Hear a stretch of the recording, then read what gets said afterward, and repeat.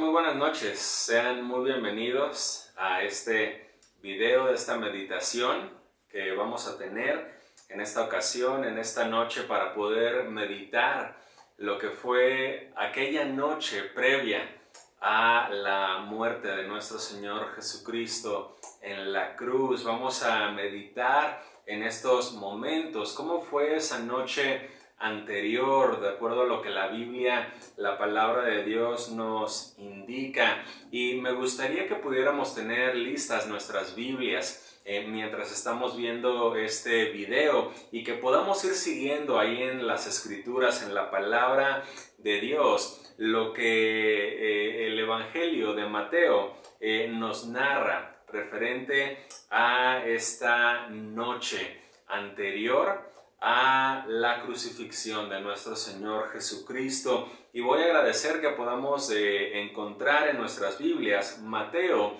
capítulo número 26. Mateo capítulo número 26. Y ahí en Mateo 26 vamos a meditar en 4 bloques. He dividido este estudio en 4 bloques en los que podemos meditar lo que fue esta noche previa, basada únicamente en el Evangelio de Mateo. Y vamos a ver el primer bloque, va a ser el tiempo en el que el Señor Jesús estuvo orando allí en Getsemaní, que va a ser esto de los versículos 36 al 46. Entonces, este va a ser el primer bloque. Después de ello vamos a meditar en el periodo que fue la traición de Judas y el arresto de Jesús. El tercer bloque va a ser cuando Jesús es llevado ante Caifás, el sumo sacerdote, y es juzgado allí en ese momento. Y el cuarto bloque será la negación de Pedro. Entonces vamos a leer ahí en nuestras Biblias, en la palabra de Dios, en el Evangelio de Mateo, capítulo número 26. Y voy a ir leyendo algunos bloques de versículos y voy a irme deteniendo en algunos puntos para ir meditando juntos en lo que la palabra de Dios nos está diciendo. Vamos a comenzar a leer a partir del versículo número 36 de Mateo 26. Dice la palabra de Dios: Entonces llegó Jesús con ellos a un lugar que se llama Getsemaní y dijo a sus discípulos: Sentaos aquí, entre tanto que voy allí y oro. Y tomando a Pedro y a los 2 hijos de Zebedeo, comenzó a entristecerse y a angustiarse en gran manera. Entonces dijo: Mi alma está muy triste hasta la muerte. Quedaos aquí y velad conmigo. Ahora me gustaría detenerme aquí por unos instantes. Es la primera ocasión en la cual al Señor Jesús se le ve de una manera distinta a lo que en el Evangelio se nos venía narrando acerca de Él. Y ciertamente en el Evangelio de Juan se nos narra acerca de cuando Jesús lloró por la muerte de su amigo Lázaro. Pero esta ocasión es diferente. Esta ocasión hay algo muy llamativo que el evangelista Mateo redacta y narra en su documento, en su evangelio, cuando él menciona que las palabras de Jesús es: mi alma está muy triste. Lo que nos narra, ¿verdad?, el versículo anterior es de que él comenzó a entristecerse y a angustiarse en gran manera. Y es la primera vez que vemos a Jesús en los evangelios que se encuentra en esta condición, que se encuentra con una gran tristeza y que se encuentra con una gran angustia.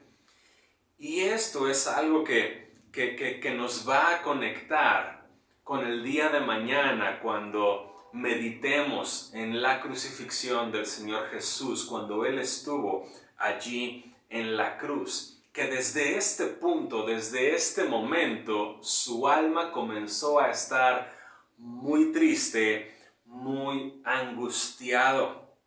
Y en ese momento, Él buscó la compañía de sus amigos. Y Él dijo, velad conmigo.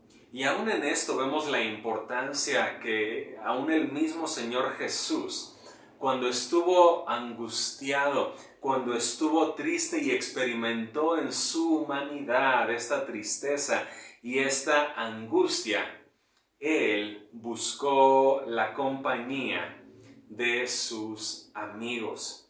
Y esto es algo que nosotros debemos de meditar, de cómo aún el Señor Jesús, en esta situación de angustia, de tristeza, no se alejó de las personas, no se alejó de sus amigos, sino Él entendió la importancia de la comunidad. Él entendió la importancia del compañerismo, Él entendió la importancia de la amistad. Y es importante que cuando nosotros estemos experimentando alguna tristeza, estamos pasando por una situación difícil, no apartarnos, no alejarnos de la comunidad, no alejarnos de nuestros amigos, de nuestros hermanos en Cristo, sino saber que Cristo nos hizo parte de una comunidad de fe, que Cristo nos hizo parte de su iglesia y que en momentos de angustia, aún el Señor Jesús buscó esa compañía, buscó ese apoyo de sus amigos. Y Él les dice, vengan conmigo, velad conmigo. Y sigo leyendo, en el versículo 39 continúa diciendo, yendo un poco adelante, se postró sobre su rostro, orando y diciendo, Padre mío, si es posible, pase de mí esta copa, pero no sea como yo quiero, sino como tú. Ahora el Señor Jesús empieza a orar al Padre Celestial, tal como lo hacía tantas otras ocasiones anteriormente, y durante todo su ministerio el Señor Jesús tenía una vida de oración en constante contacto con el Padre. Y ahora tiene una petición muy particular el Señor Jesús, pidiendo si es posible. Dice, pase de mí esta copa. Y menciona el Señor Jesús esta figura de una copa. Y el día de mañana vamos a meditar en qué consistía esta copa en la que el Señor Jesús estaba pidiendo si es posible que no tenga que pasar por esto. Mucha gente piensa que esa copa que el Señor Jesús no quería pasar, mucha gente piensa que eran los latigazos, mucha gente piensa que era la humillación, mucha gente piensa que era el ser clavado delante de todo el mundo, mucha gente piensa que eso era la copa que el Señor Jesús no quería pasar. Pero el día de mañana vamos a meditar en qué consistía realmente la copa. El Señor Jesús no se estaba acobardando del castigo físico, de lo que iba a implicar el ser azotado, el ser humillado. La copa era algo mucho, mucho más profundo que el Señor Jesús estaba pidiéndole en esta ocasión al Padre si es posible que no tenga que pasar por esto, pero recalca que no se haga mi voluntad, sino la tuya. Y en ese momento el Señor Jesús sabía que Él continuar con el proceso del ser aprendido, del ser castigado, del ser crucificado, sabía que tenía que ver con el cumplimiento de una profecía que más adelante ahorita vamos a seguir viendo acerca de esto. Pero el Señor Jesús, su petición en este momento, si acaso no tiene que ser posible eso y hay otra forma, que se haga, pero dice que no se haga como yo, sino como tú. Y entonces en el versículo 40 sigue diciendo, vino luego a sus discípulos y los halló durmiendo. Y dijo a Pedro, ¿así que no habéis podido velar conmigo una hora? Velad y orad, para que no entréis en tentación. El espíritu a la verdad está dispuesto, pero la carne es débil. El Señor Jesús buscó el apoyo de sus amigos, pero valientes amigos que en esos momentos de angustia y de tristeza del Señor Jesús simplemente se quedaron dormidos plácidamente, buscaron algún rincón.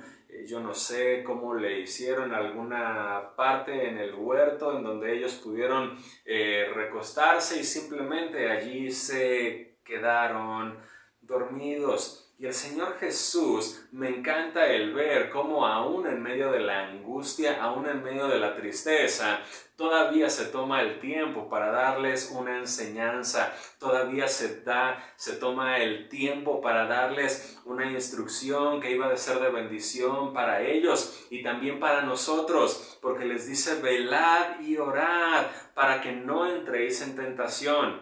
El espíritu a la verdad está dispuesto, pero la carne es débil. Y el Señor Jesús se toma todavía el tiempo para decir, me preocupan ustedes, por favor, tienen que dedicarle tiempo a la oración, tienen que dedicarle tiempo a buscar de Dios, porque si no lo hacen, van a ser presas de su carne, van a ser presas de las tentaciones. Y el Señor Jesús todavía se toma el tiempo para decirles, mucho ojo, tómense el tiempo para orar porque los tiempos son difíciles. Y el Señor Jesús toma este tiempo para todavía explicarles y enseñarle esto a los discípulos. Y nos sigue diciendo el 42, otra vez fue y oró por segunda vez, diciendo, Padre mío, si no puede pasar de mí esta copa sin que yo la beba, hágase tu voluntad. Vino otra vez y los halló durmiendo, porque los ojos de ellos estaban cargados de sueño. Ahora, yo no sé si ustedes recuerdan, ¿verdad?, en cómo en las conferencias que tuvimos en el aniversario, en la conferencia de nuestro hermano Luis Manuel, él mencionaba acerca de la oración, algo bien importante que nosotros debemos siempre de tener presente, de cómo la oración no es un monólogo, sino la oración es un diálogo en el cual nosotros hablamos con Dios, pero también debemos de saber que Dios desea también hablarnos a nosotros.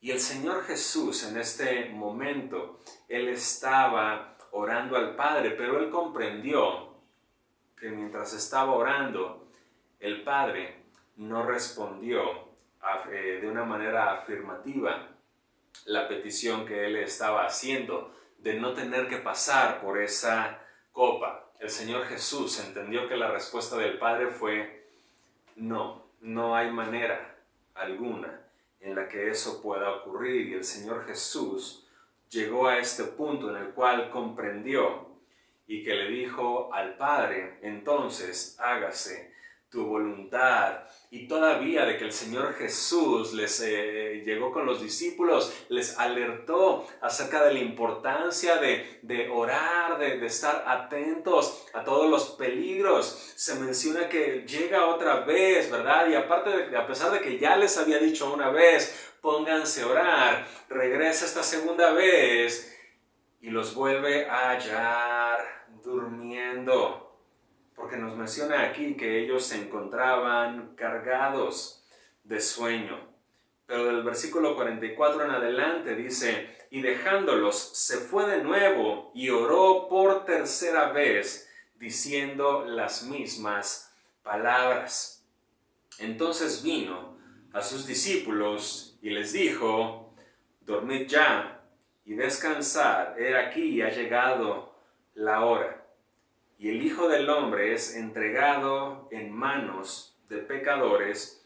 Levantaos, vamos, ved, se acerca el que me entrega.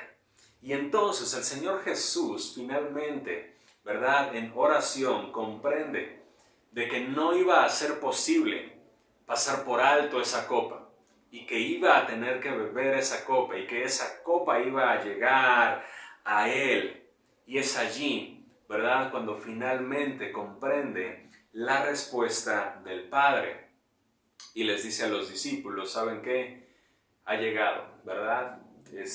Ya este tiempo aquí en Getsemaní ha terminado, ¿verdad? Lo que sigue simplemente va a ser el cumplimiento de lo que ha sido profetizado.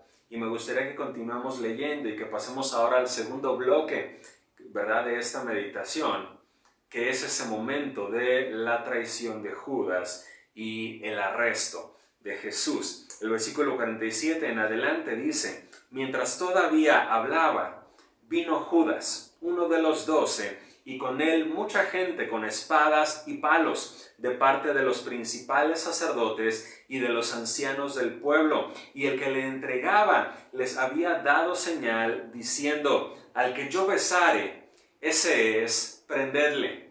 Y enseguida se acercó Jesús y dijo: salve, maestro, y le besó.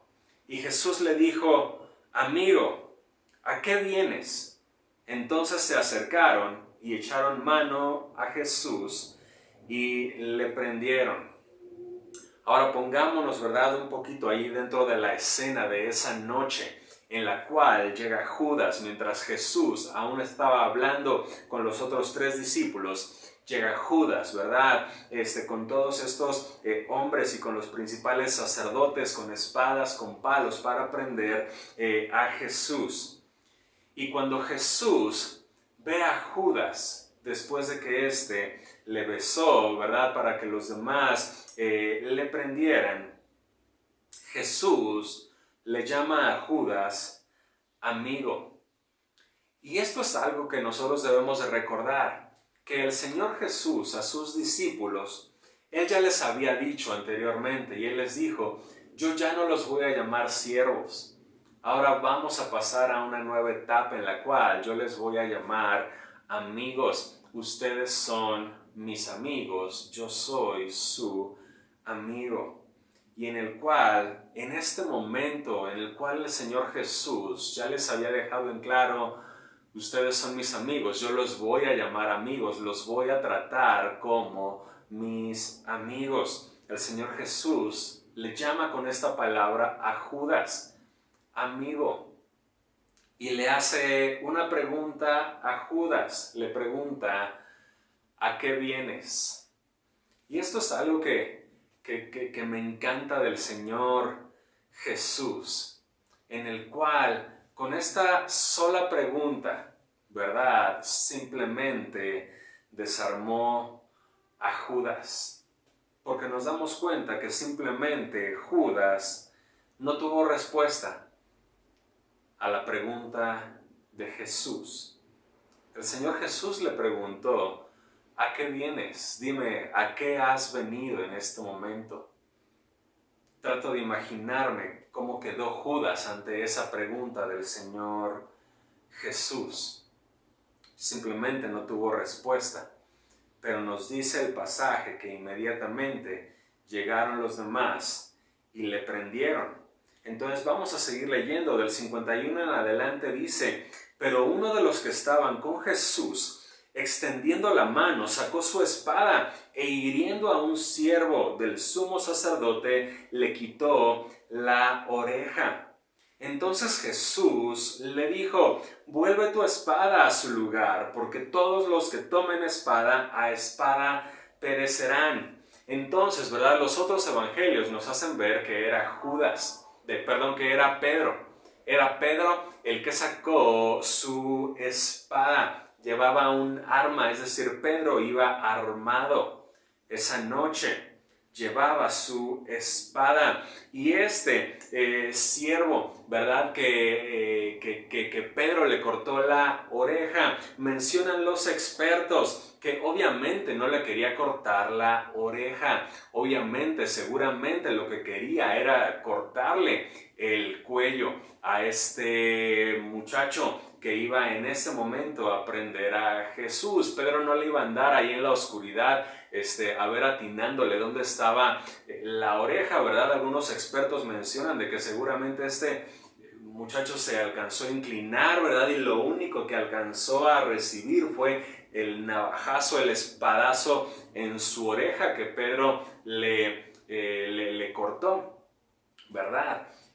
Tratando de una manera de defender a su maestro, de defender al Señor Jesús en esa noche, de no ser apresado. Pero ¿cuál fue la reacción de Jesús en el versículo 52 cuando le dice, vuelve tu espada, guárdala? No se trata de eso. Y fíjense lo que el Señor Jesús dice del 53 en adelante. Dice, ¿acaso piensas que no puedo ahora orar a mi Padre y que Él me daría más de 12 legiones de ángeles? Pero ¿cómo entonces se cumplirían las Escrituras de que es necesario que así se haga? En aquella hora dijo Jesús a la gente, como contra un ladrón habéis salido con espadas y con palos para prenderme. Cada día me sentaba con vosotros enseñando en el templo y no me prendisteis. Mas todo esto sucede para que se cumplan las Escrituras de los profetas. Entonces todos los discípulos, dejándole, huyeron. Ahora, aquí hay varias cosas que hay que tomar en cuenta. En primer lugar, nuevamente el Señor Jesús, en medio de toda esa situación, y tratémonos de imaginar la revuelta que se causó ello, ¿verdad? En la cual, ¿verdad? Llegaron los principales sacerdotes con su gente, con los soldados, ¿verdad? Allí a apresar a Jesús. Y en ese momento los discípulos tratando de defender a Jesús y todo lo que se armó allí en esa revuelta. Y en medio de todo ello, el Señor Jesús resalta las Escrituras. Y esto es algo que nosotros debemos siempre de saber, ¿verdad? De que toda situación que nos pasa, toda situación que atravesamos, las Escrituras, la palabra de Dios, debemos de tenerla siempre presente en nuestro corazón. Y el Señor Jesús, ¿verdad? Al entender que Pedro con su espadita quería solucionar allí el problema, el Señor Jesús le dice, Pedro, ¿qué te pasa? Yo sé que tendrás buena intención y todo, pero no se trata de eso, guarda tu espada. Y le dice, o sea, ¿tú crees que yo no tengo, verdad, la potestad ahorita con un tronido, verdad, y que bajen toda una legión de ángeles y que se alejen a todas estas personas y yo quedar protegido? Y nuevamente le hace ver, ¿verdad?, a Pedro, pero entonces, ¿cómo es que se cumplirían las Escrituras? Y aquí hay algo que nosotros debemos de tomar bien en cuenta, hermanos. Que el Señor Jesús, mientras estuvo aquí en la tierra, y mucho menos en esta parte de su ministerio, cuando Él estaba siendo entregado y crucificado, Él nunca sacó ventaja de su posición como Dios. Él nunca sacó ventaja de la potestad que Él tenía en el cielo para sacar ventaja aquí en la tierra. Y mucho menos en esta parte, porque el Señor Jesús comprendió de que Él tenía el poder para cambiar el curso de la historia. Él tenía, si Él hubiera querido, Él tenía la potestad para no pasar por eso, para renunciar a esto y para simplemente decir, yo no voy a pasar por esto. Pero entonces el Señor Jesús toma una decisión, y la decisión que el Señor Jesús toma es, yo no me voy a defender. Y el Señor Jesús toma la decisión en este momento de que Él no se iba a defender de absolutamente nada, porque el Señor Jesús sabía de que cualquier cosa que Él hiciera para defenderse iba a cambiar el rumbo de la profecía. Y el Señor Jesús, por amor a nosotros, por amor a ustedes y a mí, a toda la humanidad, el Señor Jesús tomó la decisión: no me voy a defender, para que se sigan cumpliendo las Escrituras, para que se cumpla la profecía. Y en ese momento nos menciona aquí que los discípulos en ese momento simplemente ya lo abandonaron. Vamos a seguir leyendo, vamos a pasar al tercer bloque de esta meditación, de los versículos 57 en adelante. Nos dice así: los que prendieron a Jesús le llevaron al sumo sacerdote Caifás, a donde estaban reunidos los escribas y los ancianos. Mas Pedro le seguía de lejos. Y esto es un detalle que ahorita lo vamos a conectar, ¿verdad? Más adelante. Pedro le seguía de lejos hasta el patio del sumo sacerdote.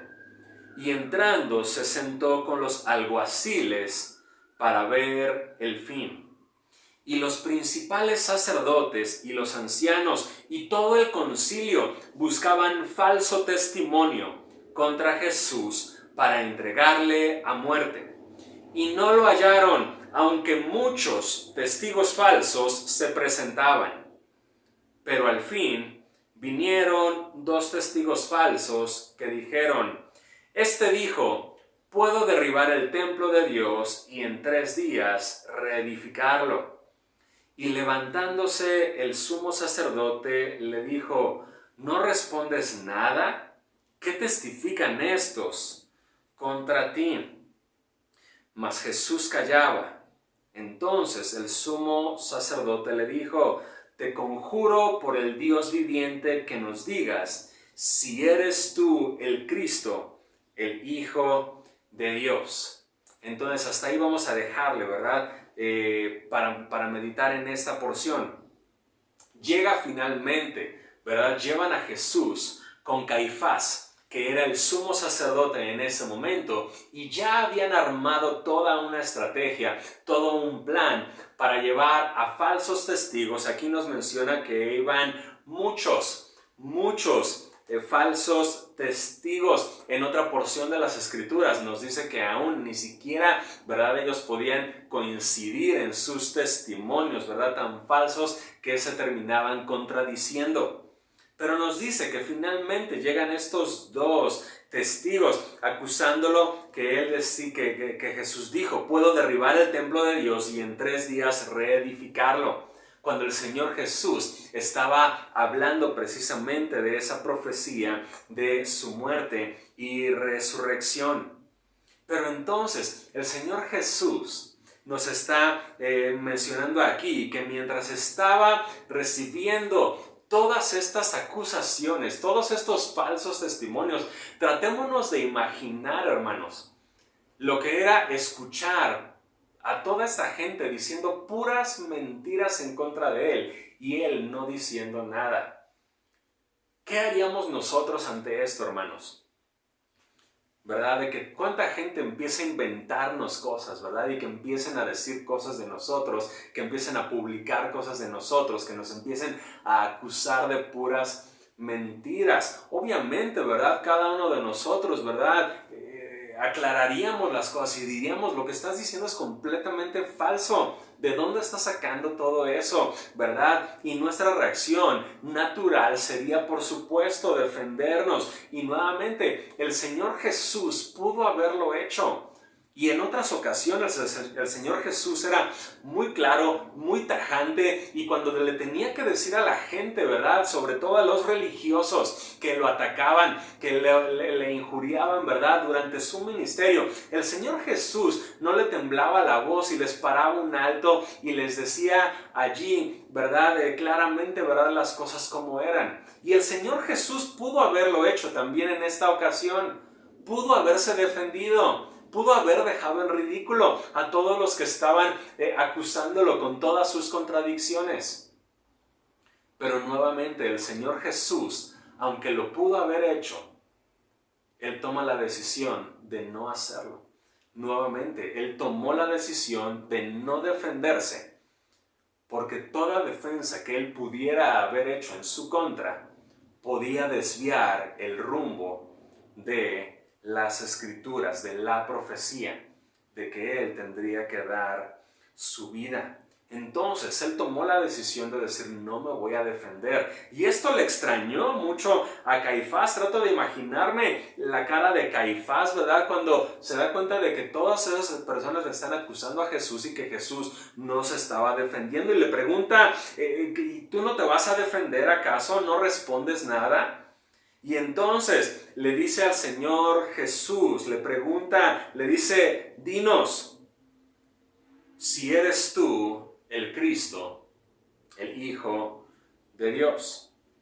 Y la respuesta en el versículo 64 en adelante nos dice, Jesús le dijo, tú lo has dicho, y además os digo que desde ahora veréis al Hijo del Hombre sentado a la diestra del poder de Dios y viniendo en las nubes del cielo.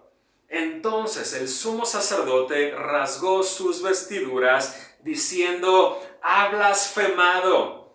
¿Qué más necesidad tenemos de testigos? He aquí, ahora mismo habéis oído su blasfemia. Y el sumo sacerdote, el líder religioso, en ese momento declara a Jesús delante de todos un blasfemo. Ahora, la respuesta del Señor Jesús cuando le dijo Caifás que hablara abiertamente si él era el Hijo de Dios, el Señor Jesús lo confirma y le dice, tú lo has dicho. Y no solamente esto, sino que dice, desde ahora veréis al Hijo del Hombre sentado a la diestra del poder de Dios y viniendo en las nubes del cielo. Ahora, muchas sectas que años atrás se han creado y que arrastran miles de seguidores en todo el mundo, varias de estas sectas antibíblicas muchas de estas sectas afirman que Jesús es un ser creado por el Padre y que Dios creó a Jesús. Es lo que estas sectas afirman, que Dios creó a Jesús como a otros de los ángeles, de los arcángeles, ¿verdad? Y que Jesús es una creación más del Padre Celestial y que lo hizo su Hijo, ¿verdad? Y que después lo mandó al mundo. La Biblia no dice nada de esto, es algo completamente una blasfemia y una herejía lo que estas sectas afirman de Jesús. Jesús no es un ser creado, Jesús es Dios mismo. ¿Cuál fue la razón por la cual el sumo sacerdote se rasgó los vestidos y declaró blasfemo a Jesús? Porque sabía muy bien, él como sumo sacerdote, como el líder religioso, como el conocedor de las Escrituras, él sabía muy bien las palabras que el Señor Jesús estaba diciendo. Que cuando el Señor Jesús se declarara a sí mismo como el Hijo de Dios, lo que estaba diciendo el Señor Jesús, estaba diciendo, yo soy Dios mismo. Y eso fue lo que simplemente voló la cabeza de Caifás en ese momento, porque sabía lo que significaba ser hijo de Dios. Y cuando Jesús estaba declarando, yo soy el Hijo de Dios, el líder religioso sabía muy bien a qué se refería. Jesús mismo se estaba declarando, yo soy Dios. Y en ese momento fue lo que le causó una indignación tan grande a este hombre, a Caifás, que no comprendía que delante de él tenía a Dios mismo hecho carne.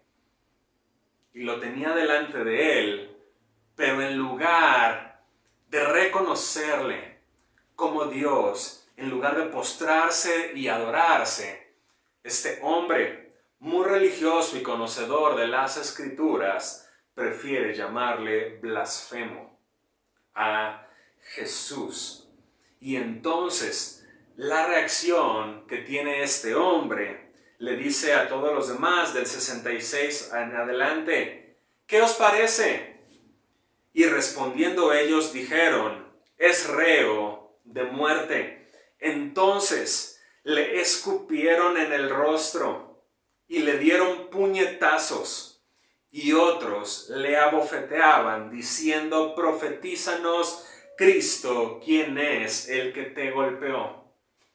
Todo esto el Señor Jesús tuvo que atravesar por amor a ustedes y a mí, que este hombre le llamara blasfemo, que todos los falsos testigos estuvieran diciendo puras mentiras de él, que estos hombres le cubrieran los ojos, le empezaran a golpear, a escupir, a bofetear, a burlarse de él, todavía diciéndole: adivina, profetízanos quién fue el que te golpeó. Y nuevamente el Señor Jesús tomó la decisión: no me voy a defender, porque no voy a cambiar el rumbo de la historia, de lo que ya está establecido.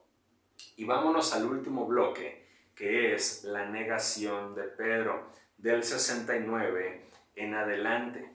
Nos dice: Pedro estaba sentado fuera en el patio y se le acercó una criada diciendo: tú también estabas con Jesús el Galileo. Mas él negó delante de todos diciendo: no sé lo que dices. Saliendo él a la puerta, le vio otra y dijo a los que estaban allí: también éste estaba con Jesús el Nazareno. Pero él negó otra vez con juramento, diciendo: no conozco al hombre. Un poco después, acercándose los que por allí estaban, dijeron a Pedro: verdaderamente también tú eres de ellos, porque aún tu manera de hablar te descubre. Entonces comenzó a maldecir y a jurar: no conozco al hombre. Y enseguida cantó el gallo. Entonces Pedro se acordó de las palabras de Jesús que le había dicho: antes que cante el gallo, me negarás 3 veces. Y saliendo fuera, lloró amargamente. Y en esta ocasión vemos a Pedro, ¿verdad? Algo que ya todos hemos leído y escuchado en tantas otras ocasiones, de estas 3 veces en las cuales él negó conocer al Señor Jesús y ser parte de sus discípulos. Pero ahora nos damos cuenta de que aún la manera de hablar del apóstol Pedro había cambiado, ¿verdad? A raíz de estar con el Señor Jesús, al grado de que los otros, los que estaban allí, cuando escucharon que Pedro decía 2, 3 palabras, 2, 3 frases, escucharon, ¿verdad? Habla como ellos. Y es importante el entender, ¿verdad? Porque a veces quizá tenemos la idea, ¿verdad? De que cuando nuestro hablar, ¿verdad? Tiene que reflejar que conocemos a Cristo. A veces pensamos y tenemos una idea equivocada, ¿verdad? Que cuando decimos que nuestro hablar tiene que reflejar que conocemos a Cristo, a veces pensamos, tenemos la idea de que significa aprenderme frases religiosas, ¿no? De que significa aprenderme palabras o términos, ¿verdad? O frases que usamos, ¿verdad? Dentro de la iglesia, o utilizar una terminología y palabras muy rimbombantes, ¿verdad? Y muy domingueras, ¿verdad? Y muy de hermanos, ¿verdad? Y a veces pensamos que, ya con que me aprenda esas frases y esas palabras, ya voy a hablar como un cristiano. Y nos damos cuenta que no tiene que ver con eso. No se trata de aprenderse frases o modismos o términos cristianos. No tiene nada que ver con eso en este momento, ¿verdad? ¿Cuáles términos había, verdad? No existía aún ni siquiera la iglesia como tal, ¿verdad? Era una convivencia con Jesús lo que ellos tenían simplemente. Es decir, la manera de hablar es de que ya no hablaba, ¿verdad?, con la amargura que otra gente hablaba. Es que ya no hablaba, ¿verdad?, con las palabras, con las groserías, ¿verdad?, que la otra gente hablaba, ¿verdad?, con el doble sentido que la otra gente hablaba. Es decir, simplemente su manera de hablar se transformó, ¿verdad?, porque ahora estaba con Jesús, porque ahora conocía a Jesús. Y él ya no seguía, ¿verdad? Ya no salían de su boca serpientes, escorpiones, asteriscos, ¿verdad? Y todo lo que sale, ¿verdad?, de la gente que no conoce a Jesús. Y cuando le mencionan a Pedro, ¿verdad?, de que él, ¿verdad?, hablaba, ¿verdad?, como un seguidor de Jesús, el apóstol Pedro en este momento nos menciona que él comenzó a maldecir. Es decir, en ese momento le surgió a Pedro y empezó a sacar las que se sabía, ¿verdad? Pues para que vean que no, pues ahí les van unas, ¿verdad? Y ahí les van otras. Imaginémonos al apóstol Pedro con tal de hacer fuerte su argumento de que no conocía a Jesús. Empezó a sacar las que se sabía y empezó a sacar en ese momento las maldiciones, ¿verdad? Para que le creyeran que él no era un seguidor de Jesús. Pero ahora, ¿cómo fue que el apóstol Pedro llegó a este punto? Y por eso es de que Mateo, versículos anteriores, nos menciona un dato que les mencionaba hace unos instantes. En el versículo 58, donde nos dice que Pedro le seguía de lejos. Y es que, hermanos, cuando nosotros empezamos a seguir de lejos a Jesús, es que vamos nosotros a estar propensos a este tipo de situaciones. ¿Recuerdan cuando el Señor Jesús les dijo, velad y orad? Es decir, mucho ojo, estén atentos, refuercen la oración, porque las tentaciones se vienen. Pero lejos de hacer caso, el apóstol Pedro simplemente empezó a alejarse de Jesús. Y cuando, a pesar de que ya conocemos a Jesús, nos empezamos a alejar de Él, este tipo de situaciones van a llegar a nuestra vida.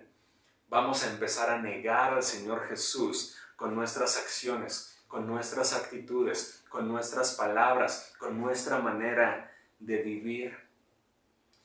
Y esto nos damos cuenta cuál es la consecuencia. Nos dice, saliendo fuera, lloró amargamente. Alejarnos de Jesús, seguir a Jesús de lejos, trae amargura a nuestro corazón. No vamos a poder disfrutar la vida cuando simplemente nos empezamos a alejar y a ver de lejos a Jesús. Y el apóstol Pedro pudo experimentar esto. Y el Señor Jesús, mientras tanto, estaba siendo juzgado, estaba siendo acusado falsamente en esa noche. Y el capítulo 27 en adelante menciona ya cuando amaneció y todo el proceso que continuó la mañana siguiente. Y el día de mañana vamos a seguir meditando en lo que fueron esos momentos cuando el Señor Jesús se encontraba en la cruz. Pero debemos de darnos cuenta, hermanos, que nuestro Señor Jesús, a pesar de que Él tenía la potestad, la autoridad, el poder para cambiar todo eso, para defenderse a sí mismo, Él tomó la decisión y, como estaba profetizado, enmudeció y no abrió su boca, no se defendió. Él dijo, no voy a cambiar el rumbo de la historia, voy a continuar con este proceso para que se cumpla la profecía en el cual tengo que dar mi vida por la humanidad. Y el Señor Jesús estuvo dispuesto a hacer esto por amor a cada uno de nosotros. Les invito a orar, hermanos, en este momento. Bendito Dios, Muchas gracias, Señor, te damos por tu palabra. Gracias te damos, Señor Jesús, porque tú decidiste continuar, amado Dios, con este proceso en el cual fuiste acusado injustamente, en el cual, Señor, experimentaste todo tipo de acusaciones, de burlas, de maltrato físico, bendito Dios, todo por amor a nosotros.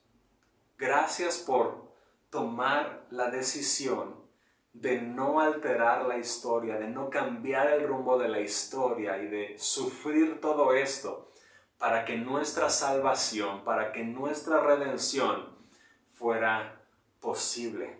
Te damos gloria y honra por siempre, bendito Dios. Señor, te exaltamos, te bendecimos, Señor Jesús, y permítenos vivir siempre agradecidos por todo lo que tú has hecho por nosotros. Bendito seas en el nombre de Cristo Jesús, nuestro Señor. Amén. Amén. Hermanos, muchas gracias a cada uno por su atención y esta meditación de esta noche, repetimos, es solamente una parte. El día de mañana a las 3 de la tarde vamos a poner el otro video, ¿verdad? Con la continuación, ¿verdad? En la meditación referente a la crucifixión del Señor Jesús. Muchas gracias, hermanos. Dios les bendiga y muy buenas noches.